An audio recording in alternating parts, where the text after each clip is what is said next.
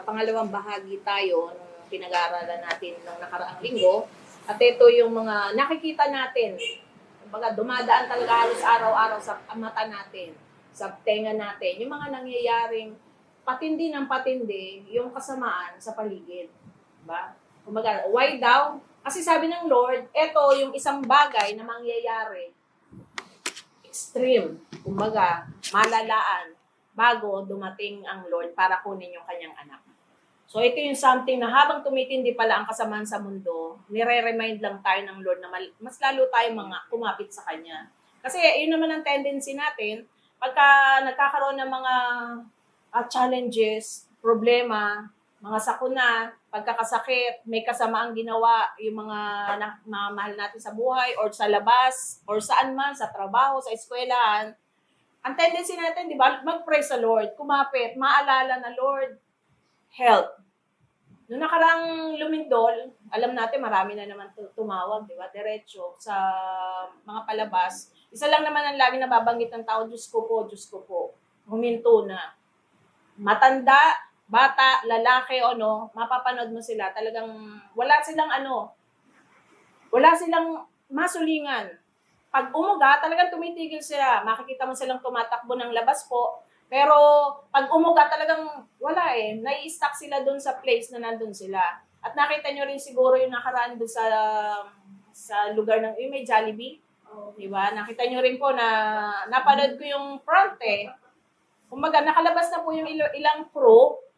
Umuuga siya, pero may tao pa po dun sa pinto na sinundo po yata. So, sakto lang naman na nakatawid na sila ng kalsada bago siya tuloy na nag-collapse. Anything na nasa mundo, gaano man po katayog na building, katibay, na gusali, talagang pinagbuhusan, pag dinalaw ng Lord ang earth, wala pong matibay. Okay? Kaya ang matibay lang talaga, yung faith na meron sa atin, na Lord, no matter what, kung ito na yung time na makakaharap kita, I'm very much willing. Kasi face-to-face makikita mo na ang ating Lord. So, hindi man tayo direkta pong apektado ngayon, pero alam natin, once na may umuga sa Pilipinas, lalabas na naman yung mga balita ng mga big one, yung mga ganun, pag-iingat na naman po. Kaya sa ating mga hindi dapat kung kailang may lugpuga lang or lindol. Kaya dapat everyday tayong tumatawag sa Lord, di ba? Okay, so pagpatuloy po natin yung ating pinag-aaralan.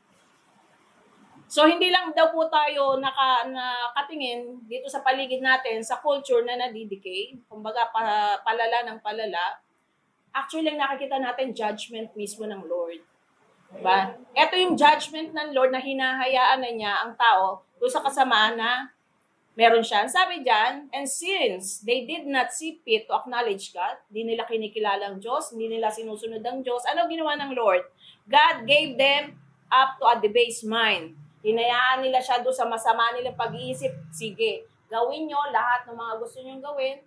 Okay, hindi nyo ako ina-acknowledge, hindi ako sinusunod. Kasi ang right after that judgment. Diba? Parang tayo, mga magulang. Sige, hindi ka titigil. Isa. Di ba? Meron pa tayong countdown eh. 2. Di ba? Minsan pag kayang malapit na, para mapagbigyan mo, di ba, kakalahati ka pa eh. Kumbaga, pwede na sana ng 3. 2 at kalahati. Kumbaga, nagbibigay ka ng chance. Ang Lord, mapunong-puno po ng chance ang Lord.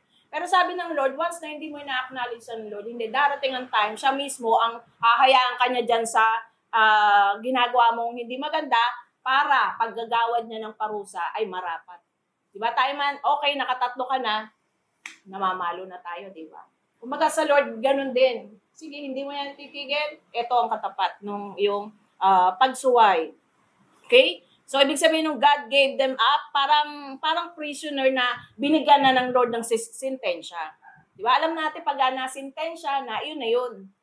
Although, dito minsan nakakaapila pa, di ba, ang tao pag nabigyan ka na ng sentence. Pero ang Lord, hindi.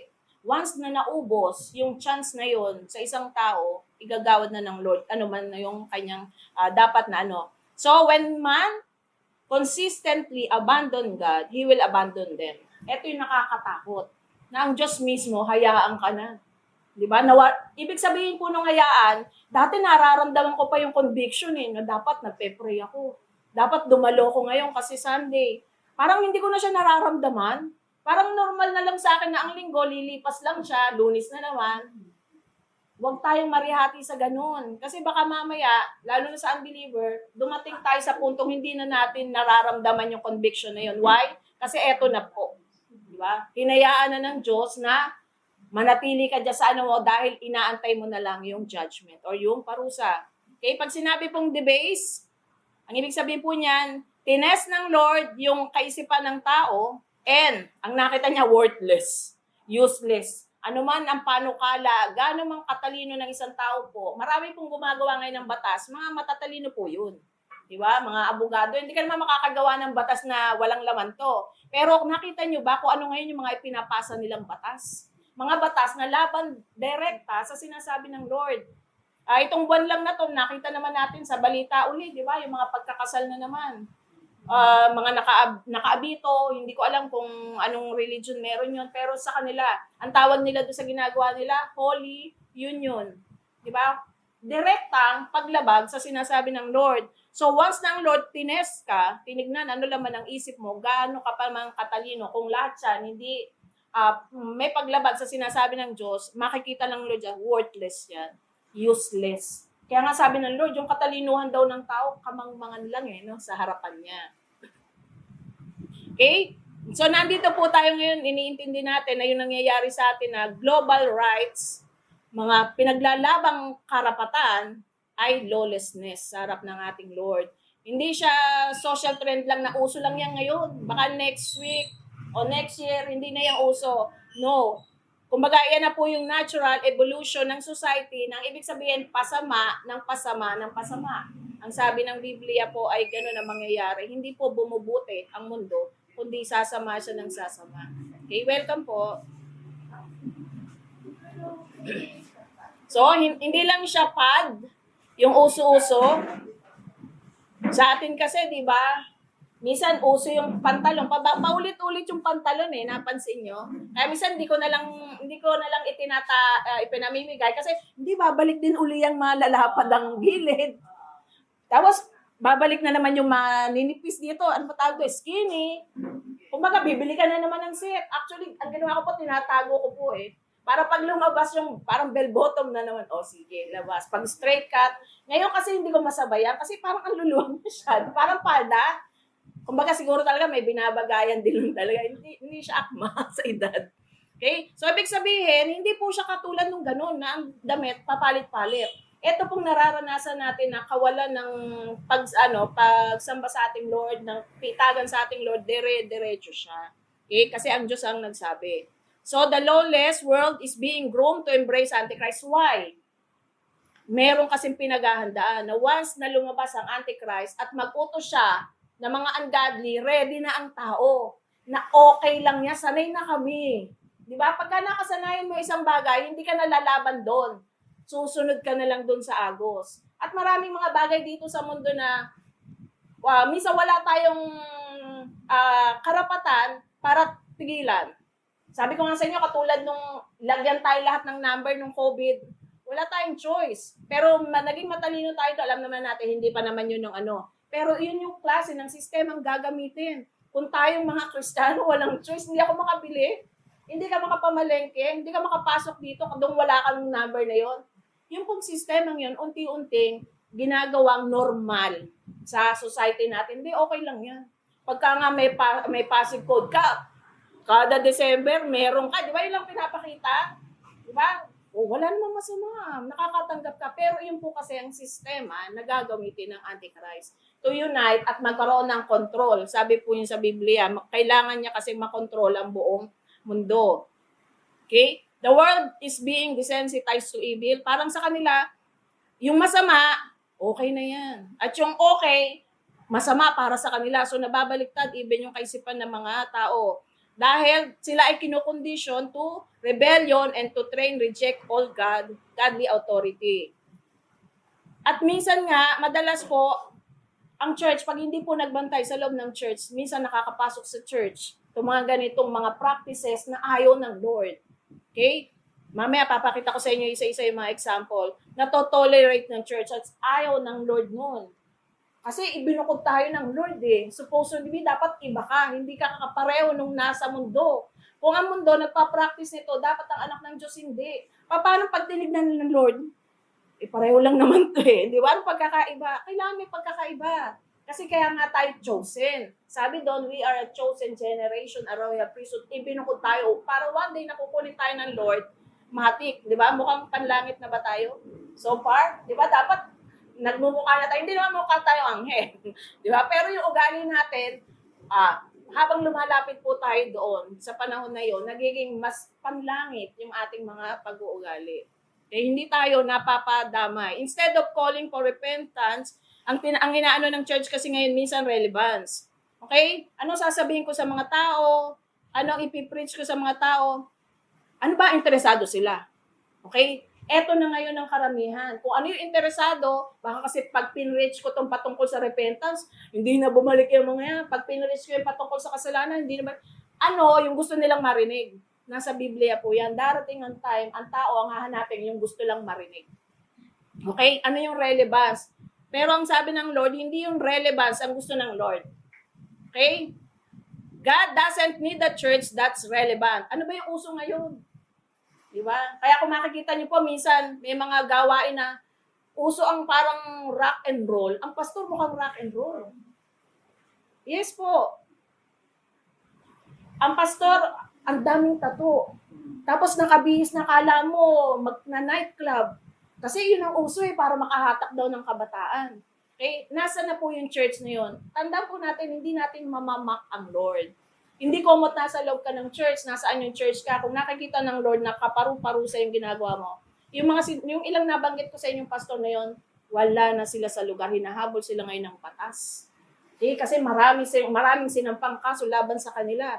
And yet, napakalalaki pong church nito. Hindi natin kasi maloloko ang Lord. Ang Lord lagi nakatingin dun sa heart. Naglilingkod ka ba talaga ng tapat? O gusto mo lang kasi hindi, para maraming pumasok, mag-ano tayo, sabayan natin ng kung ano yung ano. So ayaw ng ganun, ng Lord ng ganun. Hindi relevance ang gusto ng Lord. Ang gusto ng Lord, He needs a church that will shine the light in the darkness, not blend into it. Tayo dapat yung ilaw. Doon sa nadidilim na hindi daw tayo dapat yung nahalo. Pagka tayo may ilaw, sumama tayo sa kadiliman, hindi unti-unti, namatay na rin ang ilaw, madilim ka na rin. Dapat manatili kang maliwanag para sila, yung mga kamalian, ma-expose. Di ba? Paano ma-expose yung kung ikaw mismo rin ay nadidiliman din ang kilos mo? Because that's the only thing holding back the full flood of this lawlessness, this presence of the Spirit through a faithful. Alam niyo po kung bakit hindi pa ibinubuhos ng Lord yung parusa niya totally, dahil nandito pa yung mga anak niya. Kaya nga kailangan niyang alisin bago niya ibuhos lahat. Yung pagtindi, hindi pa po ito yung matindi. Meron pa pong 7 taong sobrang matindi na mangyayari dito sa hinaharap. Pero sabi ng Lord, hindi ko pa ginagawa kasi nandito pa ang mga anak niya. And once na inalis niya, mga anak na sa mundo, ibubuhos ng Lord yung nasa Revelation po yun. Okay? Hindi gusto ng Lord yung church na ito yung dapat gawin. Ang gusto ng church yung tapat, yung may liwanag pa rin sa ating mga buhay. The spirit of lawlessness is here operating on a global scale. Kumbaga, ang kasamaan, kahit saan lugar po yan. Sa Nigeria lang po, kung napapanood nyo, libo-libo, 6 digits ang pinapatay ng mga nag-church doon. Nakita nyo ba yung nung nasa Riyadh kami, buong church susunugin, bahay na nagba-Bible study, sinusunog, as in talaga, ganun po. So yun yung, hindi pa po natin nararanasan yung ganun na para lang makapag-Bible study, mamatay kung mamatay, pero hindi pa po natin. Halos 600,000 mahigit na yata yung latest na namin. Sa isang lugar lang po yun. Ganun kahirap. Pasalamat po tayo sa Lord. Napakaluwag po nung ating Kumbaga, walang tipong pagka umatin ka, paglabas dyan, may ikukulong ka. Wala pong ganun. Pero marami pong lugar para lang po makapakinig ng salita ng Lord, isinusuong nila yung kanyang buhay. Kahit po dun sa North Korea po, alam natin na communist, pero may mga Christian po kasi sa North Korea. Enable na makapag-Bible study po sila doon. Hindi sila kasi pwedeng makitaan na may physical Bible sila. Kukulong sila at di na sila talaga makalabas sa kulungan. Ang gagawin po nila, usually susulat nila yun para kailangan mahitiin. Maliliit lang po mga papel, susulat nila doon. Once na nagkahulihan, alam niyo po, nilulunok nila yun. Lulukoy na para walang ebidensya. Then patuloy. So, dito po, ang problema lang natin minsan, ang lamig, at sarap matulog. Di ba? Ang ganda ng panahon, minsan ganun lang ang ano natin, ano? Pero meron pong mga lugar na para lang makapagsamba sa ating Lord, buhay po ang inilalaan nila. So, ang gusto kasi ng Lord, yung church na ira-rapture niya ay yung karapat-dapat, di ba? Hindi siya kasi magdadala doon ng nakikisama pa sa sanlibutan. Okay? 4 years, ang tao po, ang idea ng buong mundo, hindi lang po sa Biblia, sa buong mundo po to, ang gusto na nila kasi magkaroon ng pagkakaisa eh. Diba? Yung one world government, ano pa, yung one world economy, lagi mini-meeting po yan. Magkaroon ng isa at one world religion. Na magkaisa-isa lahat ng faith, lahat ng pananampalataya na meron, magkaisa-isa. Okay? So, ano sabi dito? They said that that extreme or that could never be happen. Nasabi nga, hindi pwedeng mangyari yun. Gulo-gulo nga ng mundo eh. Kanya-kanya nga ang mundo eh. Hindi raw pwedeng mangyari itong mga bagay na to. Pero alam niyo po ba, lahat ng binanggit dyan sa taas, ang Biblia, pinauna na yan. Magkakaroon na isang world government. Magkakaroon ng yung kasama na doon yung one world economy at one world religion. Okay? Gusto ng tao, hindi magagawa ba? Mangyayari. Kasi why? Sabi ng Lord. So sabi ng Bible in Revelation, where the whole world is united under a single system, ruled by one leader, ayan ang sabi ng Bible, magkakaroon na isang sistema ang buong mundo, isang leader ang magro-rule, iko-control niya, okay, Mark has now become not only possible but actively pursued. Hindi na lang siya pinag-uusapan.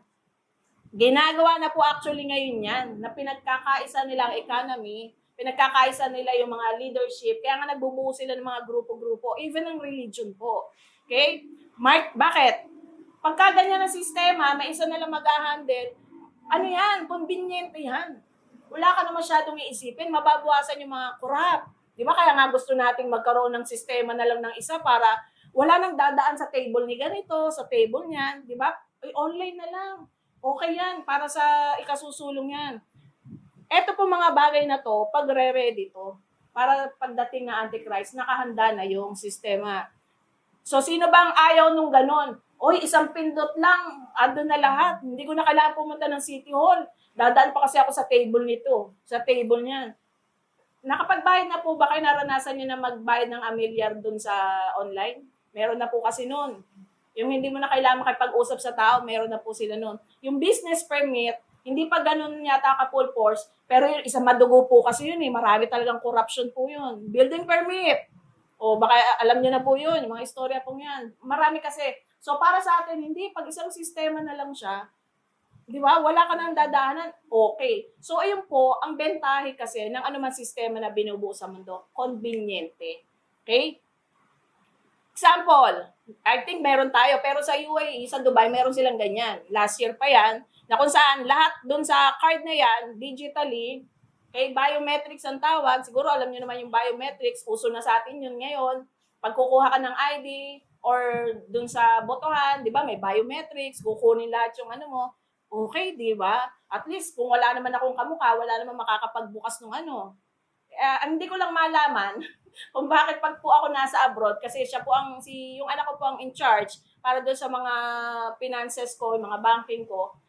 Mukha ko po kasi nagbubukas ng cellphone ngayon. Hindi ko malaman, pagka po ginagamit niya, nabubuksan niya. Sabi ko, baka magkamukha lang talaga tayo. Na-access niya, mukha niya. Sabi ko, may flaws pa rin, di ba?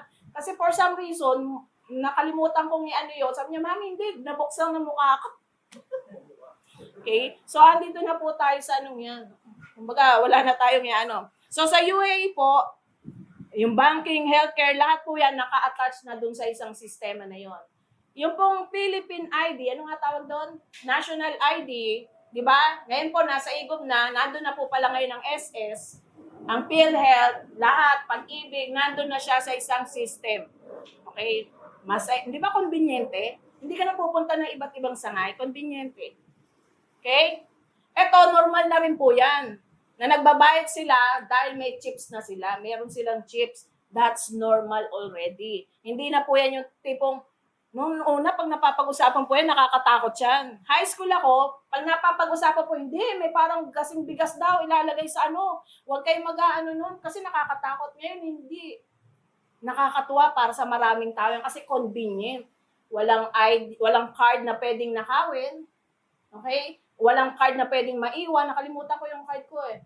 Dala-dala mo lagi. At dumaan ka lang dun sa ano, bayad ka na dun sa transaction. Marami na po yan. Dito sa atin, parang umugong balita, si ganito raw, may ganyan na, si ganito. Kasi normal na po actually yung mga bagay na yan. Okay? Ito po yung sinasabi ko sa inyong BRICS, nag-uusap sila. Gusto nila kasi magkaroon ng isang economy system, isang pera.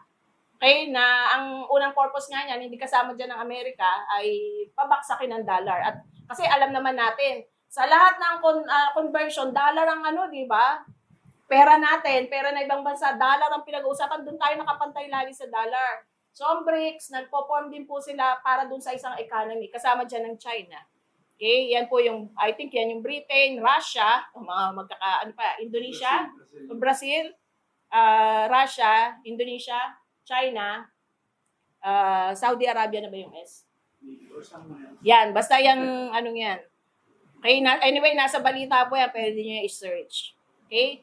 Ito, ano po yan, video yan, pero nag-screenshot lang po ako kung saan, yan po yung mga sistema na umiiral, marami na pong bansa na nagpa-practice niyan. Meron sa thumb na, di ba? Kayo, alam naman natin yung cellphone. Sino po rito ang pambukas ng cellphone? Thumb. O kaya yung mukha. Okay? Or hindi pa naman nakaabot sa ganun yung ibang cellphone, di ba? Pero yun na po ang ano ngayon.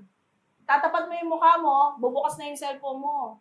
Itatapat mo yung thumb mo, bubukas na. Di ba? Ang dali. Kesa type, ano ba yung password nito? Lagi tayo nagkakaano doon. Pero ngayon, di ba? Simple, conveniente. Sa kanila, wala na rin pong ano yan. Okay? Yung central bank digital currencies, makikita nyo, ang Pilipinas kasama po dyan sa approve sila dyan. Magkaroon ng central bank digital currencies. Okay? Kaya ang dami mga ano lumalabas na okay, Bitcoin, kung ano-ano, binubuo nila talaga yung sistemang yun na tayo iikot na sa cashless society, na wala ng pera ang umiikot sa ano. At may mga bahay po, I think meron na rin sa inyo nakakaranas nung halos hindi na dumadaan yung pera sa inyo. Na pagpasok ng pera sa bangko, didiretso nyo na sa Meralco, didiretso nyo sa grocery, didiretso nyo sa Manila, minsan hindi na natatouch. Kumbaga digital na po siya, wala na siyang physical na money. At marami pong country na ganyan na po yung sistema nila. So, saan papasok yun? Yun nangyayari sa mundo natin. Ang Bible po, ang sabi niya, ang sistema po ng Antichrist, yung leader na lalabas, will need to control the buying and selling. Etong isang gagawin kasi ng Antichrist, nung leader na lalabas, kailangan niya makontrol ang buying at selling. Kasi sabi sa Bible, pag hindi ka nagpatatak, hindi ka nagpalagay sa kamay or sa noo, ang sabi doon, hindi ka makakapagbenta, hindi ka rin makakabili. Ibig sabihin, yung trabaho mo makakat, hindi ka na makakapagtrabaho. At hindi ka rin makakakuha ng kailangan mo, ikakat, unless magsasubmit ka. Ang Biblia po ang nagsabi niyan. So yung way natin na ngayon, sabi ko nga sa inyo, ang pinakamalaking evidence na nire-ready nila ang mundo ay yung COVID nga. Di ba? Na kailangan lahat mag-submit. Alam mo, ang pag-enter dyan sa mga hindi nila tinitignan. Magpa-enter ka dun sa Katulad ng nanay, wala naman siyang alam dyan. Kaso kailangan ko siyang gawa ng account. Kasi nga, kailangan ka mag-submit dun. So, eto po, yung isang ikinukondisyon ng mundo. Na one day, need yan Yun ang nila. Kailangan yan Kung hindi, paano na ang trabaho mo? Paano hindi ako makabili? Hindi nga ako makapunta sa palengke. Paano na? Okay, so ayan po yung nila. Ang framework, hindi na lang po theoretical. Operational nangyayari na po yan. Hindi na lang pinag-iisipan yan, ganito kaya gawin natin. No, na-testing po yan noong 2019, na buong mundo, hindi lang po Pilipinas. Buong mundo nag-submit sa isang rule.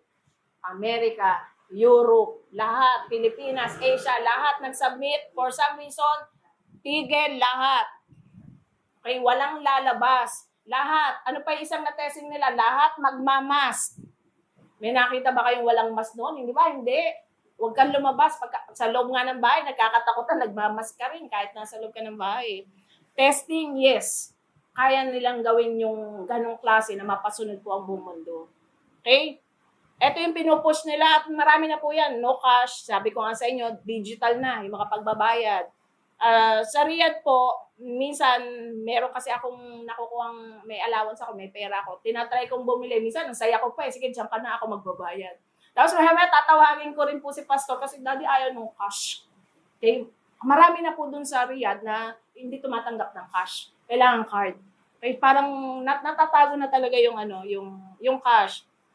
Sa atin, alam na natin yung feeling na wala kang cash pero nakakabayad ka, GCash. Di ba? Alam mo na yung mga ganyang pakiramdam. Okay? Sweden.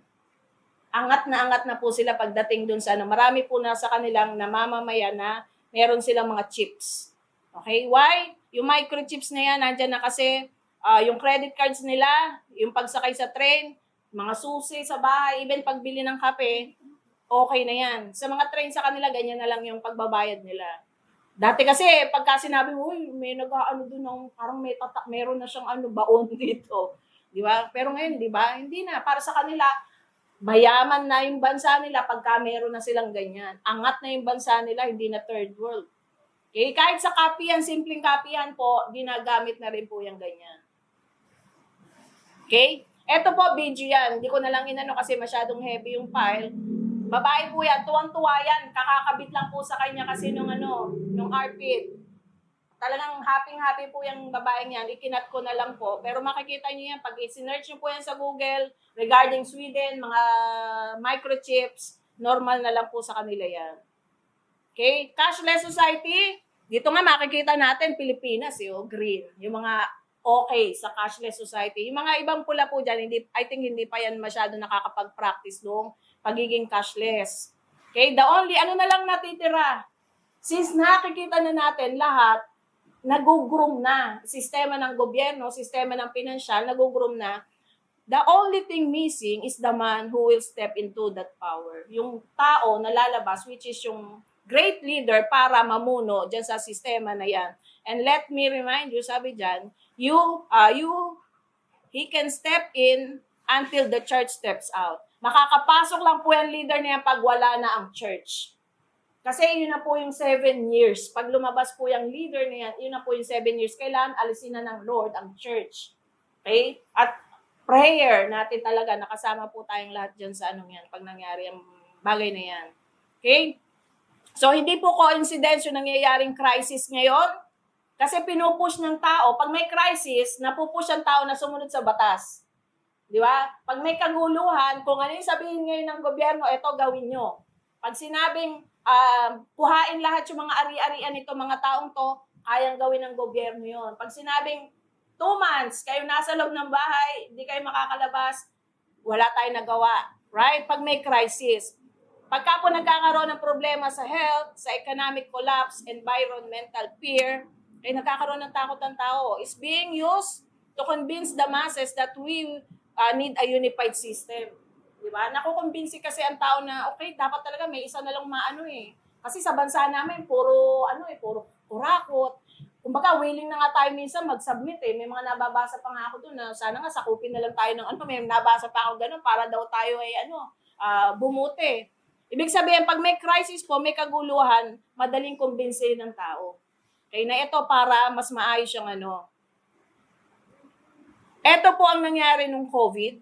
Okay? Worldwide, lahat po ng cases, kasi nung ginawa ko tong I think last year ko kasi ginawa tong slide na to. So, 24 million yung cases ng COVID at alam natin almost million yung namatay dahil dyan sa COVID. So, paano natin makikita, bakit natin sinasabing ang COVID, isang pag-groom sa buong mundo para tayo ay ready doon sa leader na lalabas. So, hindi lang po basta pagkakasakit ang dulot ng COVID. Buong lahat ng sistema na apektuhan po ng COVID. Okay? Katulad po ng food, alam natin ang nangyari. Halos nagtaasan ng bilihin. Sardinas, di ba? Nung pinayagan na tayo mag-grocery, may batas. Hanggang 2 sardinas, hanggang 1 alcohol. Diba, bilang, yung mga necessity, hindi ka pwede magsobra. Control nila kung ilan ang pwede mo. Nasubukan po nila yan at naranasan natin yan. Okay? Nag-scarce ang food kasi nga hindi makalabas ng bahay, yung pagtatanim. Ang dami pong negosyo rin na nagsarado. Ano pa? Healthcare. Matindi ang healthcare na nangyari sa atin. Di ba? Matindi yung stress na nangyari. May definite na mga rules na impose sa healthcare. Okay? Ano pa? Yung tourism. Nawala ang tourism. Di ba? Tigil ang biyahe. Lahat po ng mga magta-travel sana, lahat yun, cancel. So, tigil, pati yung mga tourism, hindi ka pwedeng magbiyahe. Si Eric po, dapat pa uwi siya noon, bawal. Kasi tigil. Di ba? May mga, alam niyo po bang may mga kakilala po kaming nasa airport na paalis ng ibang bansa nung medyo lumuwag na. Tapos di ba meron tayong test? Ano nga tawag doon sa test ng COVID? Swab. Di ba nagsuswab? Sa airport, nag-swab, positive, hindi nakaalis. May ganyan rin po kami kasama doon, papunta na yun, hindi makaalis. Ibig ko po sabihin, yung transportation na control. Okay? Na pag meron ka, hindi. Kumbaga may someone na hindi mo na pwedeng ilaban yung karapatan mo. That time, nung pinatigil nila, tigil. Okay?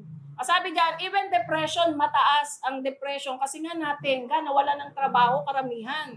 Diba? Tigil ang lahat. Hindi ka makalabas. Yung mga nag-i-school, biglang bawal nang pumasok na rin sa school. Nasa bahay na rin sila. Okay? Yung sports, yung leisure, okay? Yung mga activity sa labas, tigil. Diba? Sarado lahat. Walang nagpupunta sa mall. Sarado po lahat ang mga bagay na yan.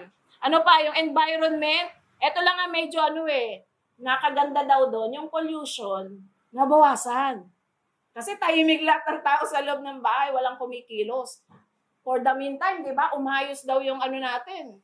Gumanda raw yung ating mga hinihinga na wala yung mga pollution. Naging blue yung lang. Yan, di ba? Kahit sa India, di ba, may mga ganun sila mga Yung oil industry, walang gagamit eh. Okay, education, lahat tigil. Sa bahay lahat. Global economy, ang dami pong talaga sumadsad yung ekonomiya. Kasi natigil lahat yung mga At, syempre, death. Napakarami po ngang namatay nung nakita natin. At tumaas din ang violence sa loob ng bahay. So, ito po yung ilan na epekto, nakala natin, hindi ka lang makalabas. Buong mundo po ang epekto nitong COVID na to. Na natry. So, ayaw nating naglagay ng teorya na yan ay sinadya or what, pero definitely, lahat ng nangyayari sa mundo, may plano ang Lord dyan. Hindi yan nangyayaring aksidente lang na nag-aksidente may virus kasing kumalat. No. Kasama po yan sa ginagamit ng Lord para i-remind tayo na mangyayari, nakikita nyo in your own two eyes, yung control na gagawin ng Antichrist pag dumating siya, pag siya ay lumabas. Pero hindi Diyos ang may kagagawa niya. Yan, syempre, yung virus. Hindi Diyos ang naglagay ng evil thoughts sa mga tao para gawin yung mga yan. Hindi ang Diyos yun. Yan. So, yun na yung normal na ginagawa kasi ng tao to destroy themselves. Kasi yung tao kasi mula nung magkasala sa panunaiwan ni Adam, self-destruction na ginagawa ng tao eh. Wala na ibang ginawang tao kundi mag-destroy ng iba and to destroy themselves and in the process, i-destroy din yung nature. Yan ang nangyari at kasama yan. So hindi ang Diyos ang may kagagawa nun, tao ang may kagagawa niyan. Pero nagagamit ng Diyos inaalaw ng yung mga plano masakatupa. Yan. Okay? So pagka sinabi ng Lord, bakit namatay? Actually, hindi sa Diyos. Di ba? Kumbaga, inaalaw ng Lord yung kasamaan ng tao nga, di ba? Nabinasa natin kanina sa Romans. Para anihin ng tao yung parusa. Kaya nga ang daming nasalanta, ang daming na epekto nitong bagay na to. Also, maraming namatay nun, hindi lang because dahil sa COVID. Oo. Yung mga napabayaang ibang sakit. Hindi ba, nagkaroon ng reklamo sa ospital? Oo. Bakit puro COVID patient lang inuuna nyo eh? May mga ibang sakit dito. Paano naman yung iba? Marami naman because of that. Hindi napansin yung ibang sakit. Hindi karamdaman because of that. Actually, yung mga nanganganak, maraming manganganak na hindi makapasok that time sa ospital. Di ba may triage na tinatawag? Dadaan ka doon sa triage na yon na magko-consult ka. Ang dami po akong nakita na balitaan din na sa sasakyan na inabot kasi pinagtuturo-turoan kasi nga may COVID dun sa lugar, sa ospital. So yun po, yung epekto talaga hindi lang COVID, kundi ang dami na hindi sila nabigyan na Inigot lahat ng COVID. Di ba? Ang pera. Okay? What else? Hindi lang po yan. Okay? Even, balita po to, I think last year o noong nakaraang taon pa to. Noong nakaraang taon to. Okay, na nagkaroon ng matinding, hindi lang blackout sa kuryente, kundi yung Microsoft mismo namatay. Ay, yung system error. Hindi lang po basta yan sa nagko-computer, nawala yung ano. Buong mundo po ang epekto nito. Actually sa Riyadh, marami po sa airport hindi nakaalis kasi patay ang Microsoft. Okay, maraming airport, stranded ang tao kasi namatay ang Microsoft. Maraming opisinang tumigil kasi patay. Alam niyo naman ang sistema po ngayon, halos nandito na tayo lahat. Nakakabit. Kaya nga po pag nawawala ng internet, ang tao parang maloloko. Di ba? Ano nangyayari? Wala internet. Hindi namin alam. What happened? Di ba? Kasi nakakabit na tayo dun sa ganung sistema. So, nung mangyari po to, kaya nga tinawag siyang Microsoft Blue Screen of Death worldwide. Yung epekto po niyan. Who knows? Saglit lang pinatay ni Microsoft. Then, nakita nila yung epekto. Testing pa. Yan. May mga kapatiran po kasi kaming nasa airport by that time na tumawag. Hindi po sila makakaano dahil nga may nangyari to. Then, chaos na po. Buong mundo yan. Nabalita po yan. Okay? Ay, di ba? Nakita ko lang tong picture na to. So, bigyan ko lang siya na yung sa naranasan po natin. At kasi muli itong mararanasan ng mundo. Actually, project po yan ni David. Sinample ko lang po. Hanapin nyo na nasa po yung anak ko dyan. Okay? Acute food insecurity, isa to sa naranasan natin. 'Di ba? Kaya nga po sa tindi ng kahirapan, nagkaroon tayo yung libre, tawag doon, pantry, na pwedeng yung mga walang-wala talaga, pumunta dyan, kumuha. Kaso minsan sa balita, 'di ba? Grabe naman, isang tray naman ng itlog ang kinukuha. 'Di ba? Minsan may abuso naman talaga. Sabi, kasi pinayagan po silang hindi kami mamimigay, kunin nyo yung kailangan nyo. Doon mo makikita, di ba? Ba't isang tray? Di ba? Mga hoarding. Pero ibig ko sabihin po, pagka matindi po ang crisis at darating po ito, kasi naranasan na to natin sa simpleng napakalit na virus na nag-cause ng ganyan sa buong mundo, darating din. Nakita ko lang po ito, hindi ko alam kung nasan tayo sa panahon ng COVID, ano yung nangyari sa ating minimal ba? Ano ba naranasan natin nun? Nakakabili pa rin ba tayo ng pagkain sa kaya nung hindi pagkain? Mga sabon, kaya pa ba natin nung dumaan ng COVID? So minimal lang daw ang epekto sa atin. Stress ba tayo nung COVID? Ang ibig sabihin po, nakakabili ka ng pagkain pero wala nang budget dun sa iba. Yung mga sabon, walang ka na, pagkain na lang. Eto ba naranasan natin? Crisis na daw matatawag pagka nung COVID nagbenta ka na. Okay, kailangan mo na itong ibenta kasi wala tayong pagkain. Crisis na daw yun. Yan, emergency kung meron nang namamatay ng dahil walang makain. Lahat ng stages na yan, di ba, dinaanan. At catastrophe, famine ang tatawagin siya, pag extreme, wala na talagang makain, nag-i-starve na mga tao at nandyan na talaga, na-misplace na lahat at nagkakaroon na ng matinding mga patayan dahil agawan. Alam niyo po, eto, sabi ng Lord, sa 7 years, iyan po mararanasan ng mundo. Famine. Hindi po minimal, hindi po stress lang, crisis. Asan kayo dyan? Di ba? Alamin natin. Nakapagbenta ba kayo? Nasa crisis ba ako nun? Or nakakabili pa rin naman kahit papano? Di ba? Pero one thing is true. Ang Diyos, di tayo pinabayaan. Dahil up to now, 2026 na, and we're still, di ba? We're still coping. Ganun kamahal ng Lord ang kanya mga anak. Okay? So, tandaan po natin, ang mangyayari sa panahon ng Antichrist, tungkol nasa baba. Famine talaga. Okay? Talagang kawalan. Mamimili ka kasi, magsasubmit ka sa Antichrist or wala kang makakain. Okay? At panghuli po, sabi dito, isa-isahin natin yung iba pa, bukod doon sa COVID. Ang religion po ngayon, lahat ng religious leader, ang panawagan niya, call for unity among faith. Hindi ko po alam kung nasusundan niya sa balita. Lagi po, lalo na ang Pope, ang mataas na head, nagpupunta po yan sa iba't ibang lugar, iba't ibang religion, kinakausap po niya. Nasa balita po yan, para magkaroon ng pagkakaisa, na magkaisa tayo sa religion. Hindi ko alam anong to, I think sa Islam din to, no? Islam. Okay?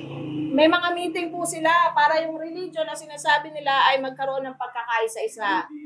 May Buddhist, Hindu, at iba-iba, Catholic. Kaya na nagme-meeting sila para ma-achieve nila yung pagkakaisa. Sa tingin ba nila, sa kanila lang kaisipan yan? Hindi. Ginagawa lang nila kung ano yung sinasabi ng Lord. Na one day magkakaroon ng pagkakaisa po sa religion. I think dito lang po yan. Mga bago lang pong balita to na pinag-uusapan nila yan. Meron sila, I think sa Dubai po ito, na pinag-uusapan nila. Kasi po sa Dubai, kung hindi nyo po alam, nakatayo na po sa Dubai yung 3 religion nasa isang lugar. Okay? Islam, Judaism, saka Christianity po yung 3 yan. Nasa Dubai po yan. Baka sakaling mapadpad kayo ng Dubai, nandun po yan. Kasi ang ini-encourage nila, magkaroon ng one world religion. Magpa-practice ka, hindi kita papakala. Kumbaga, meron tayong unity sa pagpa-practice. Okay? Yan po ang loob niyan. May magkakaiba pong practice, pero nasa isang lugar lang po yan.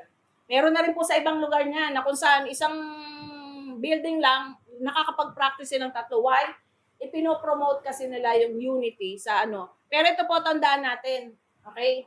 Di ba magandang pakinggan? Meron tayong kapayapaan sa bawat isa. Tandaan po natin, that sounds loving in the surface. Parang okay nga siya. Magkakasama tayo. Dangerous po yan. Tandaan natin. Why?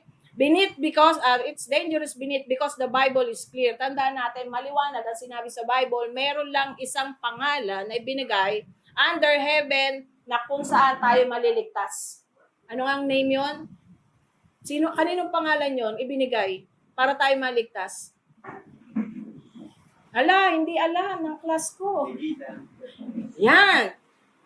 Only one name. At that is Jesus Christ. Na ibinigay para daw ang sino man ay, kumbaga yun na maging way niya ng kaligtasan. At yung system na nagtatry na sirain yan ay hindi church ng Lord. Lagi natin tandaan.